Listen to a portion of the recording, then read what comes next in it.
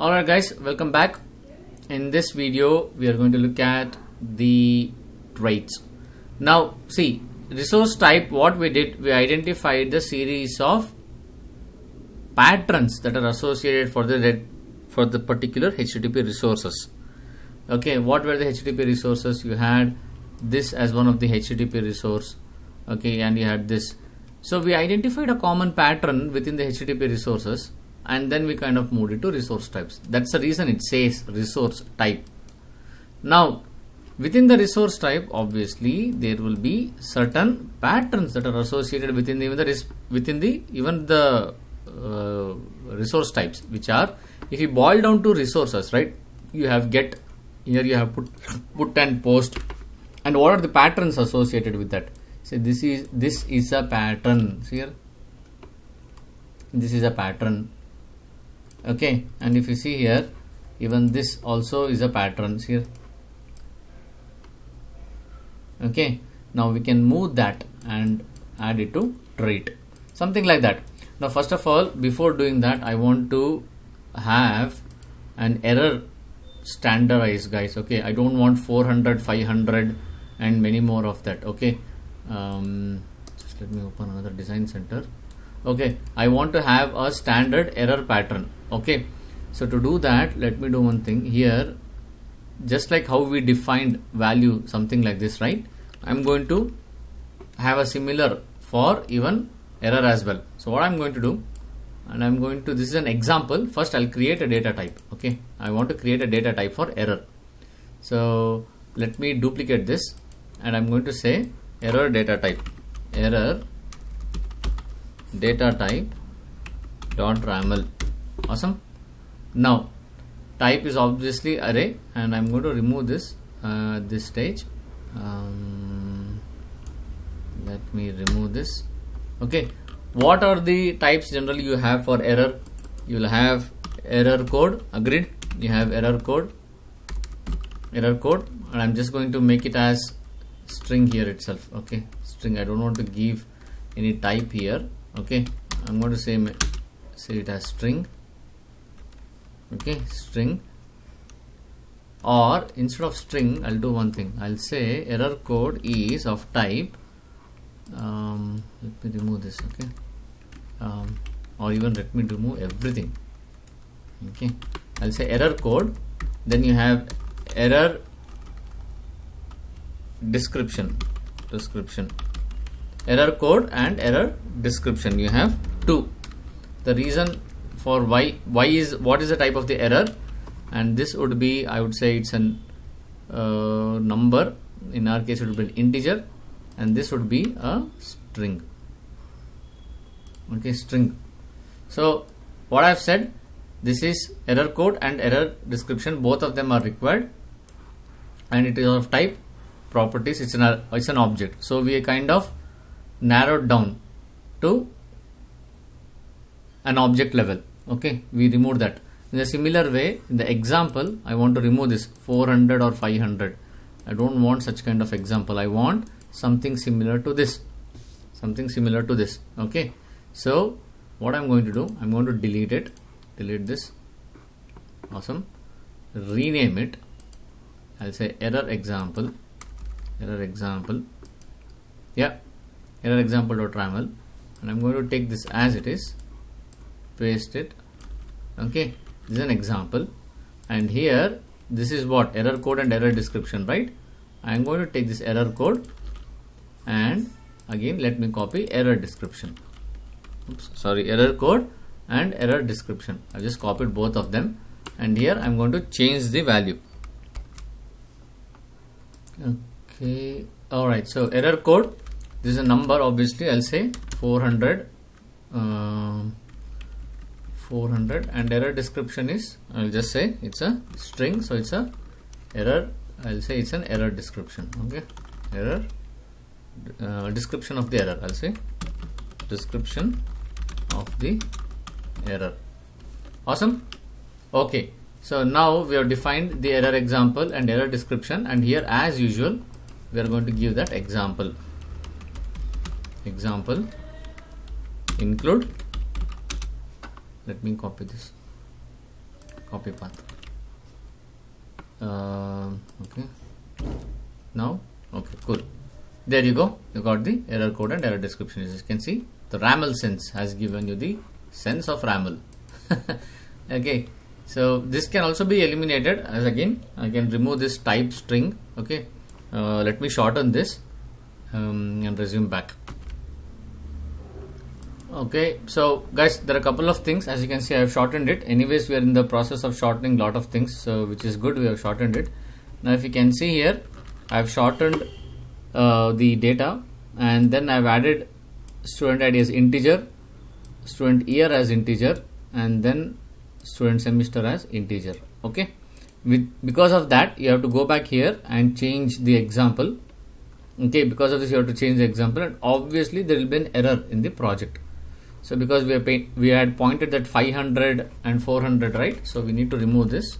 Okay, this will be removed now, and then error example.raml, which is not sure why there is an error here. Copy path. It says property value is not supported. The RAML string error example. Okay, then why it's not supported? We have to check it, because rest of them it has been supported here. Let me check what was the error here. It says it's not supported. Is it because in the resource type we have been using this error? Okay, see error example. Okay, let me remove this error example here. So resource type we need to fix it. Update student here also we need to fix it. Okay, and then it says value is not supported. Okay, if I say error details, if I say, or I'll say instead of error code, I'll say response. Maybe is this supported? No, it says that property response not supported. Okay, we need to change this now. Okay, let us identify the error. Okay guys, see we are pointing at the example. Do you guys remember this? Since we created a data type, remember we created data type, so obviously we should point to the data type, not the example, remember? Okay, so we have, my bad it was. Okay, so copy path, yeah, we are pointing it to data type. Now the error will be rectified. Now in the similar way, you have success example.raml. Now can we also change this? Okay, so in the similar way, how we have value 200, here I'm going to take this as it is, and I'm say not error code, I'll say success code. Okay, as, or I'll just say code. I'll say 200. I'll say 200. Then status as success. Okay, success, which we have been seeing this, right? HTTP code. I'll say just say code. Okay, that would be better. Code is 200, status as success. In a similar way, I should have even added here error code, error description, and one more thing. Before that, here I have to add a status as failure. So here in the error data type, I have to add another called as status, which is of type string. Okay, now in a similar error data type, student data type, let me duplicate and we'll say success data type. Okay, success data type. What is the example for success? It is code and status. That is the two values, code and status. So go back here and we'll say code, which is of status, and that's it, code. There is no description, and the example would lie from here. Copy path, paste it, that's it. Okay, code is 200, status as success. Yeah, so I forgot to add this. Okay, there you go. So here you have student name, string, and everything. And I don't know why this document is not getting shown, whereas this was showing it, but that's okay. So now you have success data type, then you have error data type, okay, student data type, error example, student example, and then success example. Okay, so let me change this to bottom of the panel. Okay, now how can we create a trait? Now with this restructuring, how can we create a trait? So let's create first a folder called as traits. Okay, in that, what did we observe here? We observed this series of responses, right? See this series of responses. Now we have to figure out a way how to handle these responses in the traits. Okay. All right, guys. So let's create this first. Let me take this error part of it. Okay. I think this is really bothering me. I'm just trying to fit in. I'm just trying to think how do we fit this. Okay. So let's create a new file, and this time it will be type. So we saw trait. We are going to see trait. We are going to see resource type, data type. We have seen user documentation. No, I'm not going to see that. Example. Yeah, we have seen it. Security scheme, definitely not at this stage. Maybe once we complete the API monitoring and the policies, that's where we'll revisit RAML again. Okay, cool. Trait. Now I'm only worried about the error part of it. Error trait. I'll say error response. Error response trait. That would be right. Error response trait. Cool. Error response trait. So if I just copy this as it is, okay, copy this as it is and paste it. Okay, now you have 400, then you have the body, and then you have the type. Okay, actually you don't even need type, as I said before, since we are anyway shortening so many things, why not this? Okay, so you have 500, come on, okay, 500, then you have body and error example. Okay, so this is 500, 400. Okay, so what not for? Okay, then you can add many more of that. We will see it. Okay, the first thing is that we got this guy. Okay, we got this guy 400 and 500, which is awesome. Now once that is done, next is that you need to kind of generalize this. Okay, this is what you're getting out of it. Now you need to generalize it. How can we generalize that? So think about it. In the data, in any programming language, there's a thing called as variable substitution, right? Say for example, if you have defined a variable x is equal to 10 somewhere here in the global variable x is equal to 10. Now in the bottom of the screen somewhere here, you have written around close to 100 lines of code, and then you want to use x again here, x here. You are substituting the x value here, which means a variable substitution. Okay, so in data we think something like this, angular brackets. You think that this is a variable substitution. You are substituting a variable at runtime.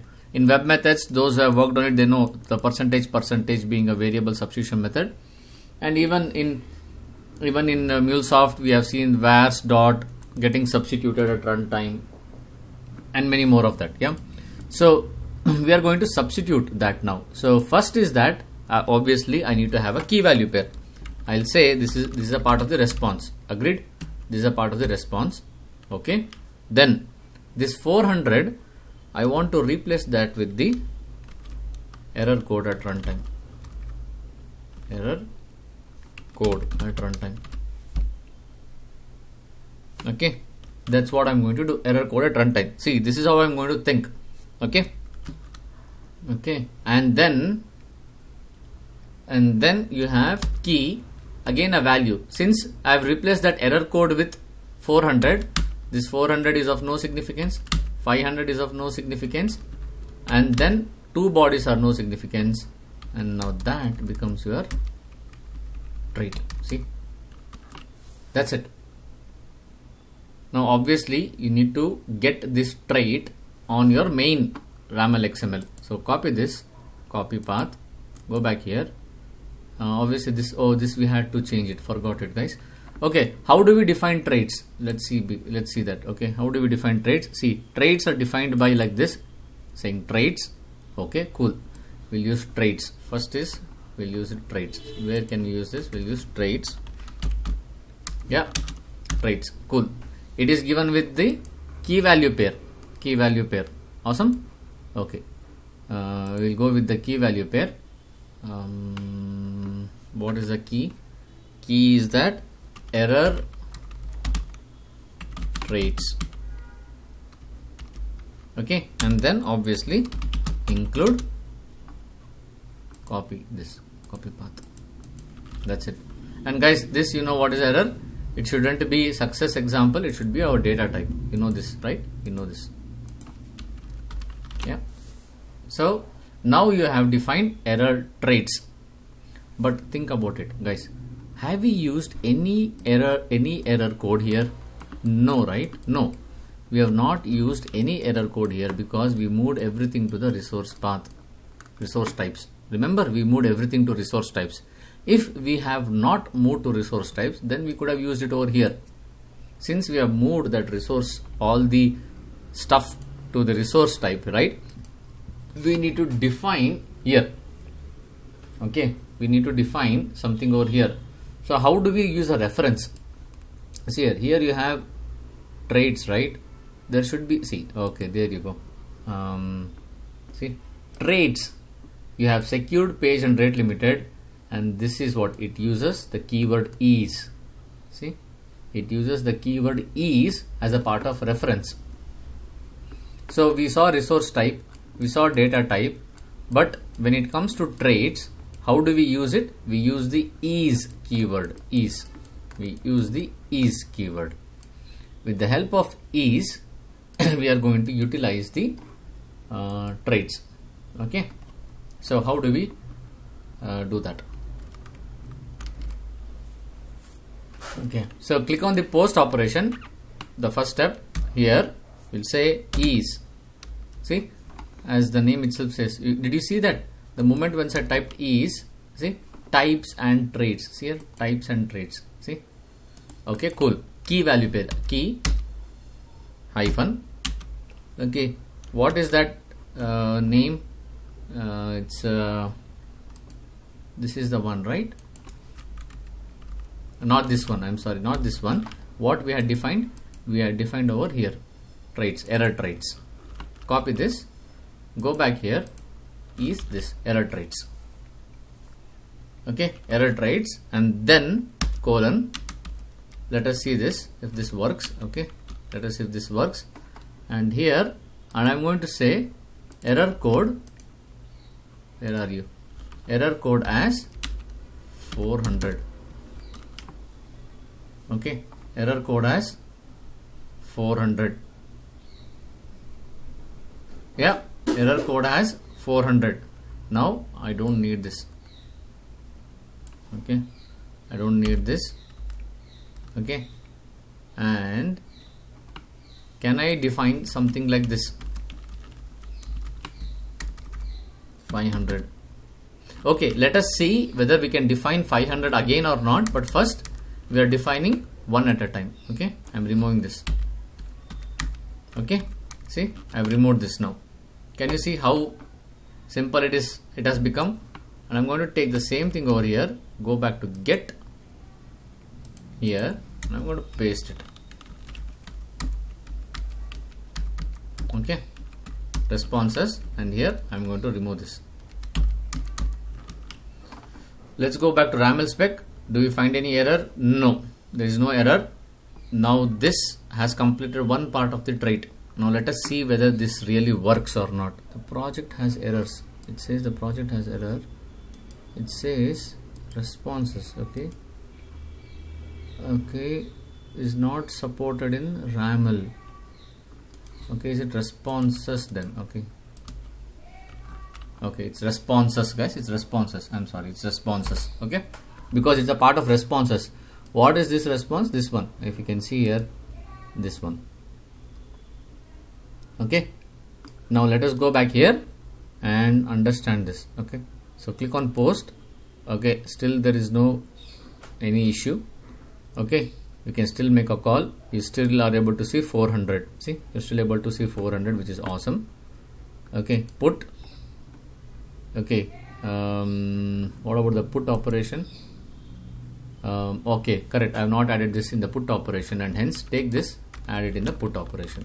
Okay, since I was not able to see in the put operation, that's the reason. Since I have not added in the put operation, that's the reason you are not able to see that in the RAML sense. See here, I have added this now. And click on the put.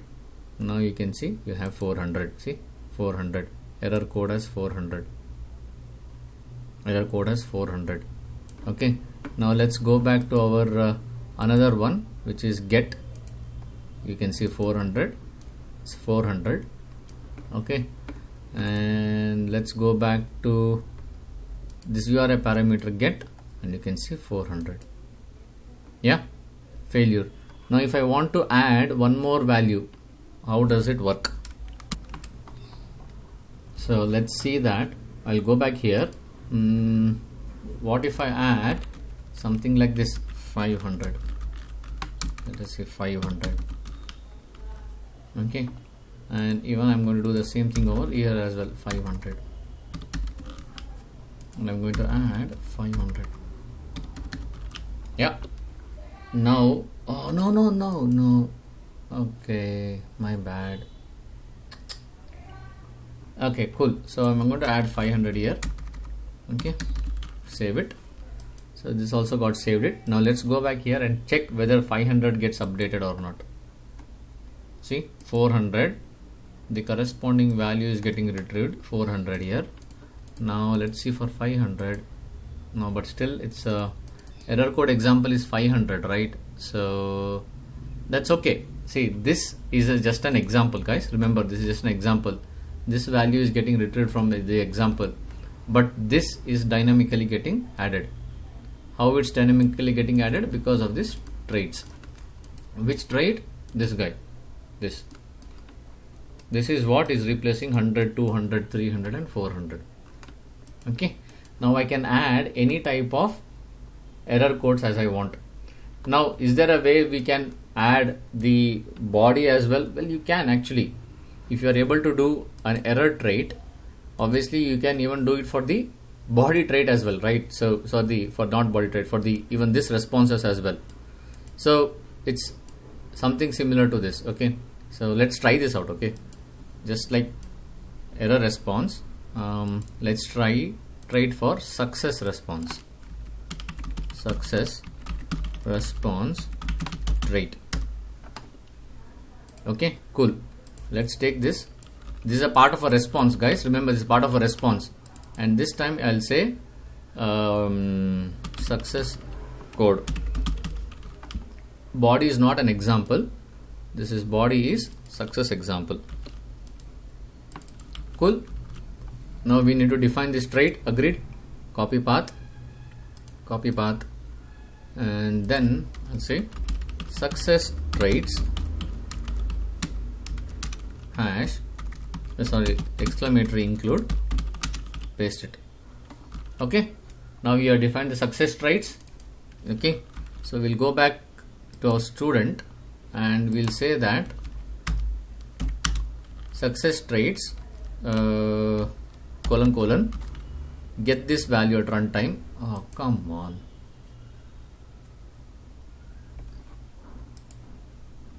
Okay, we'll say okay, success traits